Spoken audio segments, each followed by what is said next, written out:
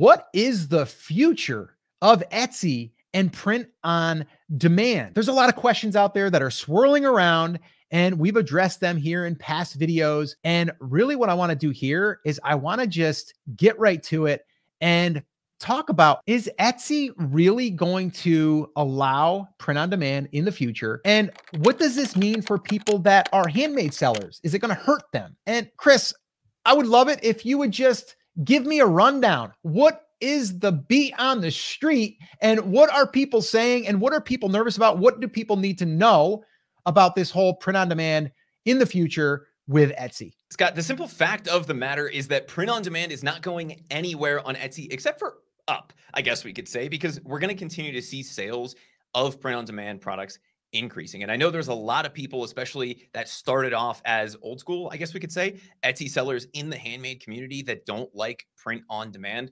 but it's not going anywhere. Etsy has doubled, tripled, quadrupled down in saying that they're going to continue to allow print on demand as long as it's set up and categorized correctly on the platform. So that then obviously raises the question, what are the benefits of print on demand if you're not already doing it? And the simplest thing to think about is that no matter what kind of shop you have right now, print on demand allows you to very quickly test new product ideas and offer a wider variety of products than you could otherwise. It eliminates the need for you to carry inventory. It eliminates all of the logistics concerns because you're not even handling the shipping in most cases with print on demand. So you can focus on what it is that you do. If you're a marketing fanatic, then you can focus on the marketing side of it. You don't have to think about the logistics. If you're a design person, then you can focus on the design side and you don't have to think about the logistics. And the logistics of fulfillment and inventory really bogs down a lot of e-commerce sellers. And it's something we constantly hear even handmade sellers complaining about. The other question that we get here all the time, Scott, is who should use print on demand?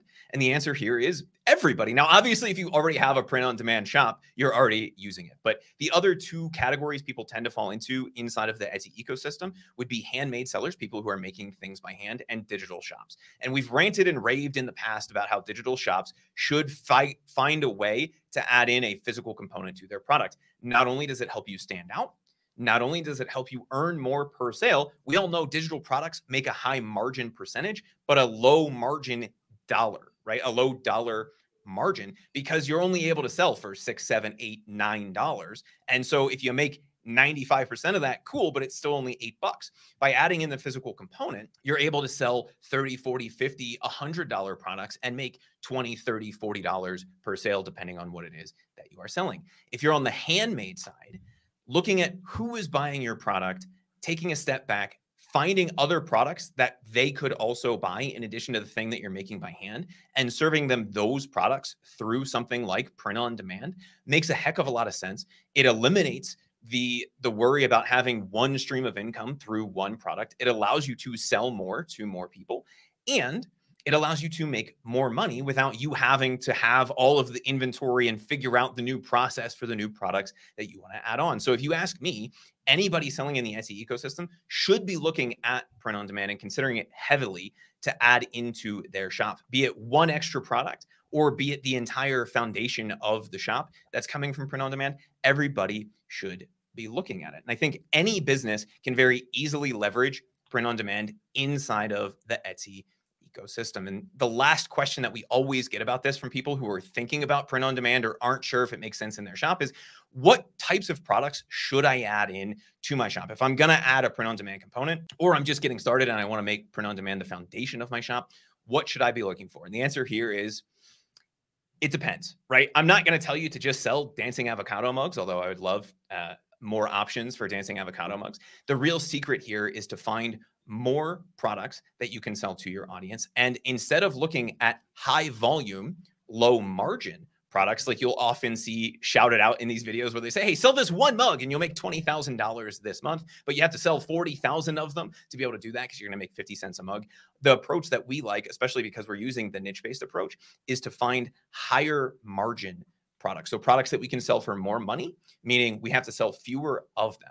In a lot of cases, that's going to be something like pillows, blankets, bento boxes, like we talked about on our live, some of those kinds of things that are not a cheap or inexpensive product, but also allow you to have a higher margin, create a better quality, and a better overall customer experience.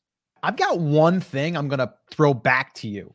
So the question that we get a lot is, isn't print on demand oversaturated on Etsy? And how do we compete?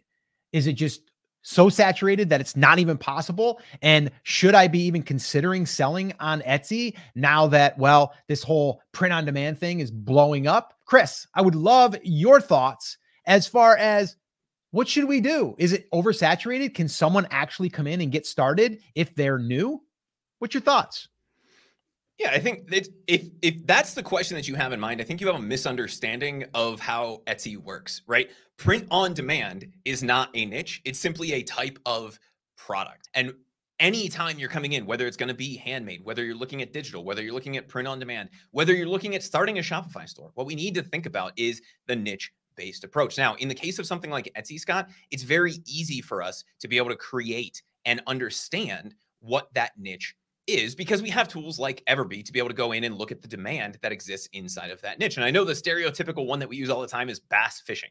So if we're considering starting print on demand, we're not just going to throw random things on a mug, throw random things on a t-shirt. If that's your goal, if that's what you're trying to do, then yes, it probably is oversaturated because you're not going to outcompete the existing shops. And I know on one of our recent live videos, we had a comment from somebody who said, I think I was misunderstanding this because a lot of the high volume shops have more listings, right? And that's what we call a correlation, not a causation. So the people who are the most successful on Etsy have the most listings. If you're using that approach of, I'm just going to sell whatever I can design print on demand, then yes, you have to try to follow that high volume thing to even get one listing that sells really well. And that's where you're going to really run into competition. If you're following the niche-based approach, and instead of saying, I'm going to, whatever strikes my fancy when I jump into Canva today, I'm going to design and throw up on a t-shirt, or I'm going to create 9 million dancing avocado mugs, right? Whatever that is, instead of using that approach, if we look at this from a niche level, there is no niche that is too competitive, at least in my opinion. The only question that we have to have, and there's two, is one, does this niche have enough volume among the existing competitors to meet my sales goal? And two, what is the unique angle or the starting product that I can use to force my way into that niche?